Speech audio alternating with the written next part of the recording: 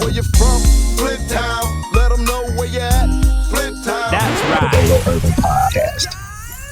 Man, I finally caught up with Miss Jamie Burton-OARE. Man, I told you, man, she got so many movies and so many accolades and so many things on her resume. Man, I got to reading and I just Googled Jamie Burton-OARE and so many things came up and I was like, wow.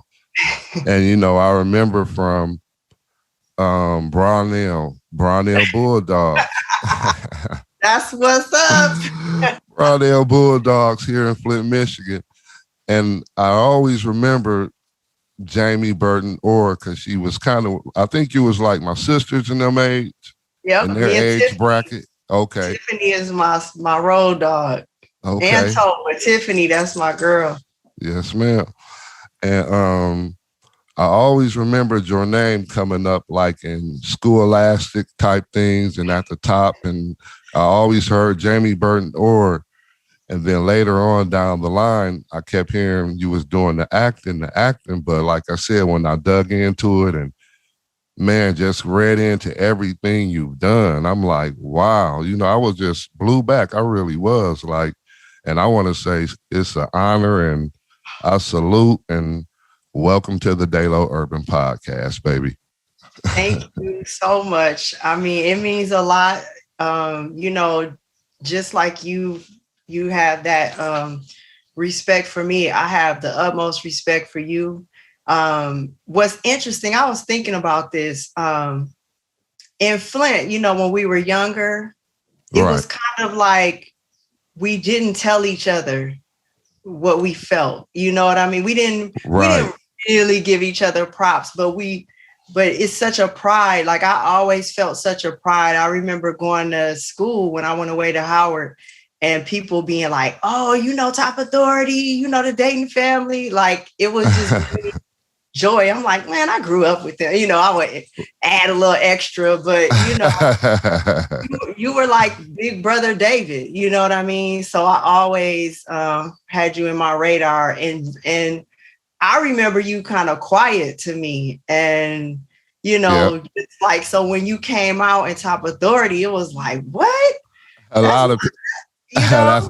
That's funny you say that because a lot of people say that. A lot of people like, man, you know what I'm saying? But yeah, I was pretty much quiet, you know what I'm saying? I was pretty much quiet, but man, you know, and man, like I said, that is just dope. And then what I also like, and I'm gonna get into, you know, some of the things, try to touch on a lot of the things that you've done because there's so many things, but what's also dope to me is that you still give back to the city with the Flint for Flint. And I found that to be real dope. That's dope to me because, you know, some people get out of here and they don't look back, but I can't, go into, that's their situation. But to me, it's always dope when people, go get what they're trying to get and, get to, the great things that they're doing and they come back to Flint because to me, it's like, that's kind of what we need. We need more things to show people and the young kids hope here. And what you're doing with the Flint for Flint, once again, I commend you and it's super dope. Thank you so much, David.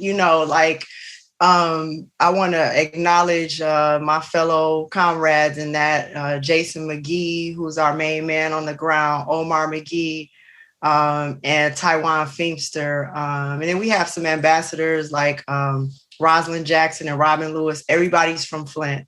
Okay. And, for me, I actually wrote up a plan many years ago and believe it or not, Terrence Tucker, me and him would talk about it. He had the same heart about what we would do at home. And so finally, when the water situation hit, I already had been thinking about like scholarships and stuff before.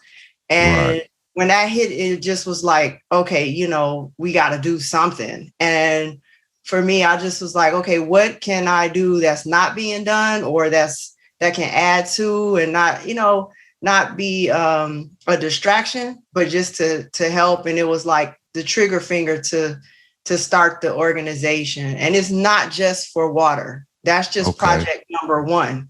Okay. So we're actually going to transition to project number two, because our commitment was to bring water coolers and jugs into the homes, good water, before until the pipes were replaced. So once that is complete, we transition to another project at home. Okay. And so the title Flint for Flint was about the neighborhood. I just felt like, why can't we help take care of ourselves? You know, other people should, you know what I mean? Kind of what you always talk about, right? So I feel like other people should as well pay, you know, when they're responsible, but we have the ability to do it as well. So that was the concept behind it. The DALO Urban Podcast.